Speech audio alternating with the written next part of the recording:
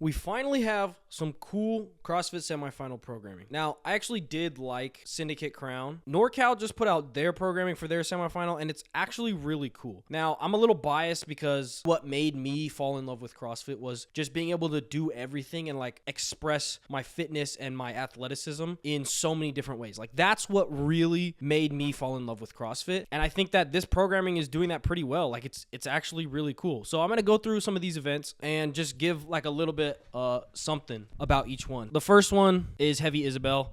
I don't really have much to say there. At this point, that's just kind of standard for this year, like Heavy Isabel. I think it's fine, whatever. Event 2 is 30 ring muscle ups every 3 minutes with a suicide shuttle run. Now, I saw in Hiller's video, it was running backwards. So they like run to a cone and then run around it and run backwards. I think that's cool. I'm interested to see because 30 ring muscle ups for most of these guys is like pretty fast. Like I think most of them are going to be doing at actual working time could probably do it in under 2 minutes, I would imagine, like all of these guys. So it'll be interesting to see how long the shuttle run is going to take them. But again, I think it's cool having a backwards shuttle run. I think it's like human or natural movement. I think it fits all of the criteria of what fits within a CrossFit movement. So I actually really like it. And I'm glad that there's actually some running backwards. In fact, like 3 or 4 years ago, I did a mile backwards for time. I backpedaled a mile. It destroyed the front of my shins right here, and it destroyed my calves. It's something we're not training, but it's definitely CrossFit. So I'm really happy that there's some backwards running. Event 3 is a 100-foot gator push. Now, I don't know what a gator push is, but I would imagine it's something like a sled. And it also says athlete loads D-balls. I don't know what that means. I think there's probably just going to be D-balls, and it's going to get heavier as you go. What I like about this is it's kind of ish a 1 rep max. 100 foot is not that far. So I would imagine this is kind of going to be like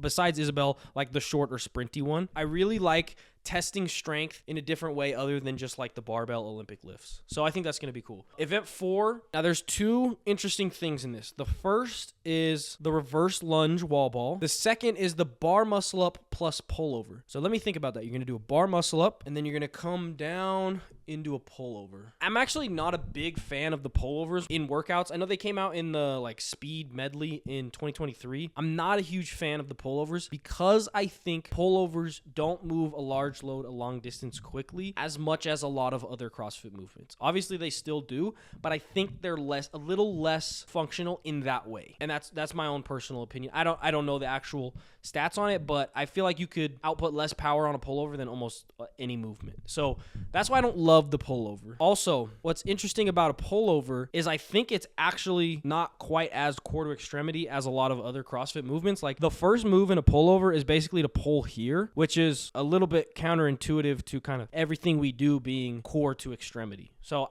I don't know how I feel about that, but I think it's fine in this, especially if you mix it bar muscle up, pull over, bar muscle up, pull over. I think that's going to be pretty good in terms of the amount of output you're going to be putting, like actually doing. So I think that's cool. I love the reverse wall ball lunge. I'm so glad this finally happened in competition. What's cool about wall balls is because you have to throw to the target, it forces you to speed up how fast you're contracting your muscles. So, but the speed at which you have to squat for a wall ball just kind of like throws it off a little bit. Like it's just a little bit faster than you want to be, and it kind of makes it a little uncomfortable. It's going to force people to like press out of that lunge way faster than they're used to with any other sort of lunge. And I think that's just going to be a different stimulus. Other than that, this is just like a basic standard like down and back chipper. Event 5, 50 overhead squats at 95. I have a huge problem with, I think that everything in CrossFit is just trying to get heavier and more skilled and heavier. And like at some point, something like this is just go. How much capacity do you have? 250 foot kettlebell farmer's carry with looks like 70s. That's really light. 10 handstand pirouettes, 250 foot kettlebell farmer's carry. I'm just not sure like what this is supposed to be testing. Like that's my only question. What are they trying to test with this event? Obviously 50 overhead squats, that's going to be like pretty nasty. And then the rest of it included with the beginning part, I just don't quite know like what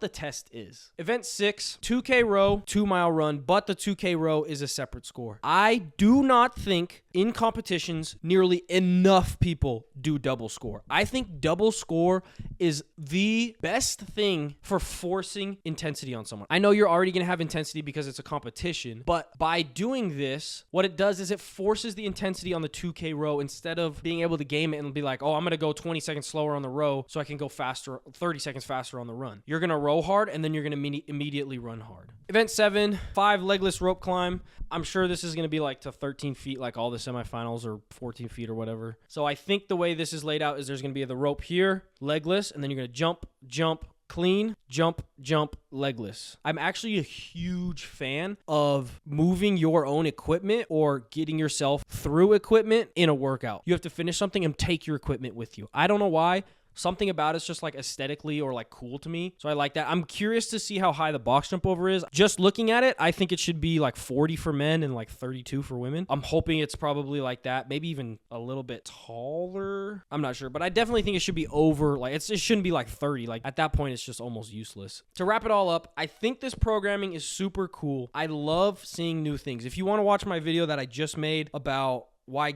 Greg hated the games, this to me is true like CrossFit. Like this has like some classic CrossFit feel to it. It's stuff I haven't seen. It's kind of stuff who knows who's going to be good at it. It's just different. It's truly the unknown and unknowable, constantly varied. This is definitely, I think, going to be the most interesting semifinal for me. I hope that more programming comes out like this. I know some people don't like it because it's like gimmicky or whatever. It's not gimmicky. It's CrossFit, bro. Everything was gimmicky when it first started. Everybody called handstand walking gimmicky, kipping pull-ups gimmicky, pegboards gimmicky, everything you could think of was called gimmicky in the beginning. So I like this. I like new stuff. Keep making us adapt, keep making us get fitter, keep pushing us forward. Anyway, that's all I got to say.